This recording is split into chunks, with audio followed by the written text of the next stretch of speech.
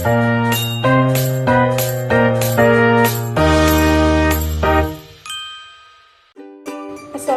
warahmatullahi wabarakatuh. Perkenalkan, saya Hilmatul Zahra dengan NIM 2304014. Di sini pada kesempatan kali ini kita akan mempelajari tentang penjajahan bangsa Barat yang dimulai dari penjelajahan samudra hingga masa kolonial Belanda dan dampaknya bagi bangsa Indonesia.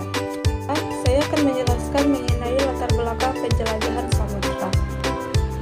Yang pertama yaitu jatuhnya Konstantinopel ke tangan Turki Utsmani pada tahun 1453 Masehi, buat jalur perdagangan antara Asia dan Eropa terputus. Latar belakang yang kedua yaitu adanya semangat 3G. Semangat 3G ini turut mendorong terjadinya penjelajahan samudra di antara bangsa Eropa sendiri. Semangat 3G tersebut meliputi gold, glory, dan gospel. Gold sendiri berarti semangat dalam mencari kekayaan, gospel semangat dalam menyebarkan agama, dan glory semangat dalam mencapai kejayaan. Yang kemudian yaitu kemajuan dalam bidang maritim. Kemajuan teknologi dalam bidang maritim seperti penemuan kompas, peta teropong, persenjataan mempermudah mereka dalam melakukan dan mengamankan kegiatan pelayaran. Poin ketiga, saya akan menjelaskan mengenai tokoh-tokoh penjelajah samudra. Tokoh-tokoh penjelajah samudra ini umumnya berasal dari dua negara pelopor, yaitu Portugis dan Spanyol. Dari Spanyol sendiri, tokoh penjelajah asal Spanyol yang terkenal dalam penjelajah samudranya adalah Christopher Columbus, di mana ia berhasil menemukan di sekitar Kepulauan Karibia. Tokoh yang kedua yaitu Ferdinand Magellan yang melakukan ekspedisi dan menemukan Kepulauan Masava yang kemudian disebut dengan Filipina. Sedangkan tokoh penjelajah samudra asal Portugis sendiri yaitu terdiri dari Tomo Los Dias yang menemukan Tanjung Harapan, kemudian Vasco da Gama yang membuka jalur laut ke India, dan yang terakhir yaitu Alfonso de Albuquerque yang kemudian berhasil merebut Malaka pada tahun 1511 dan mencapai Kepulauan Rempah di Maluku pada tahun 1512. Yang pertama, saya akan menjelaskan mengenai kedatangan Portugis ke Indonesia. Portugis datang ke Indonesia di bawah kepemimpinan Alfonso de Albuquerque pada tahun 1512. Di Maluku sendiri, Portugis kemudian melakukan kerjasama dengan kekuasaan lokal yang telah ada, yaitu Kerajaan Ternate. Poin ketiga, saya akan menjelaskan mengenai kolonialisme bangsa-bangsa Eropa di Indonesia. Pertama, saya akan menjelaskan mengenai kedatangan Portugis ke Indonesia.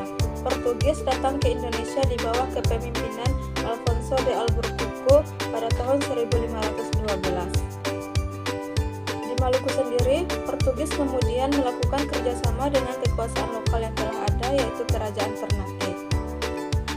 Portugis kemudian diizinkan untuk mendirikan benteng seperti benteng Sao Paulo. Kemudian ia juga mendapatkan hak monopoli rempah-rempah di Maluku. Hubungan baik antara Portugis dengan Kerajaan Ternate kemudian berakhir setelah terjadinya peristiwa pembunuhan dengan tewasnya Sultan Hairun dari Kerajaan Ternate. Peristiwa terbunuhnya Sultan Hairun ini membangkitkan perlawanan dari Kerajaan Ternate di bawah kepemimpinan Sultan Ba'abullah. Keberadaan Portugis di Maluku kemudian berakhir pada tahun 1605 setelah dikalahkan VOC. Portugis kemudian menyingkir ke Pulau Timor. Yang kedua yaitu kedatangan Spanyol ke Indonesia. Spanyol datang ke Indonesia pada tahun 1521 di bawah ekspedisi Sebastian de Elcano yang kemudian disambut baik oleh Kerajaan Tidore. Ketika itu, Kerajaan Ternate dan Tidore sedang bermusuhan. Situasi ini kemudian dimanfaatkan oleh bangsa Spanyol dengan mendukung salah satu kerajaan, yaitu Kerajaan Tidore. Keberadaan Spanyol di Kepulauan Maluku sendiri menjadi ancaman bagi bangsa Portugis yang telah menanamkan pengaruhnya lebih awal.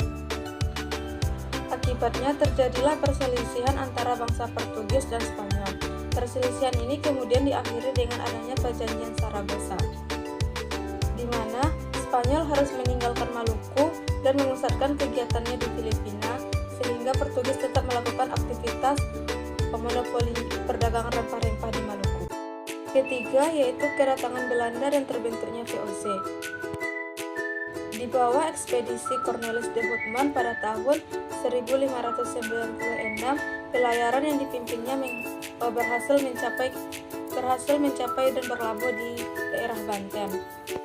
Keberhasilan ekspedisi Belanda dalam mengadakan perdagangan rempah-rempah mendorong pengusaha-pengusaha Belanda yang lain untuk datang ke Indonesia, sehingga terjadilah persaingan antar pedagang-pedagang dari Belanda ini.